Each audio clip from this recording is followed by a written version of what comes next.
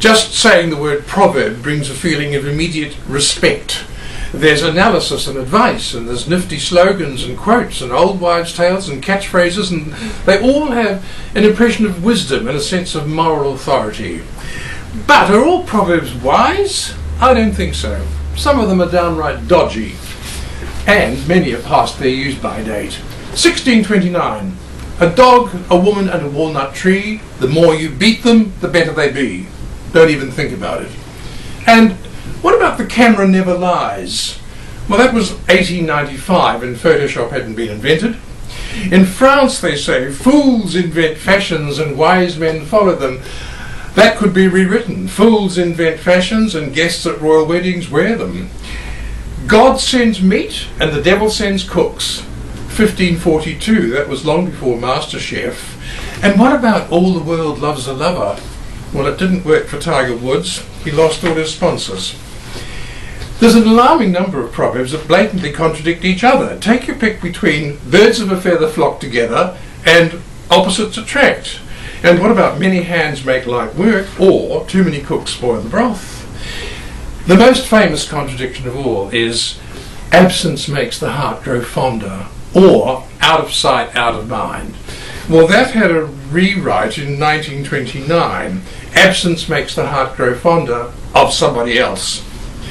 Some proverbs are absurd. What can they mean? If your nose itches, you will shake hands with a fool. Or an apple, an egg and a nut you may eat after a slut. Women. Most proverbs seem to have been invented by men, and they're not kind to women. From 1640, gaming, women and wine, make men laugh and make men pine. And then a century later, maidens must be mild and meek, swift to hear and slow to speak. But don't tell Germaine Greer. The Australian writer Irina Dunn put all the males into their place with her famous proverb, a woman needs a man like a fish needs a bicycle.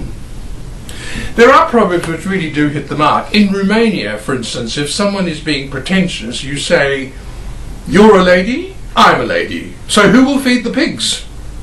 And in Africa, they advise, do not speak ill of a rhinoceros if there is no tree nearby.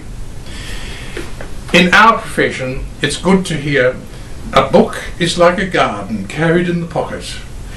But the one we don't want to hear from 1861 is, this is not worth the paper it's written on. Much regretted by the 9 publishers who said no to the first Harry Potter book. What would a Prime Minister think of democracy as a process by which people choose the person who gets the blame? And to finish, a piece of advice from China. If you would avoid suspicion, do not lace your shoes up in a melon field.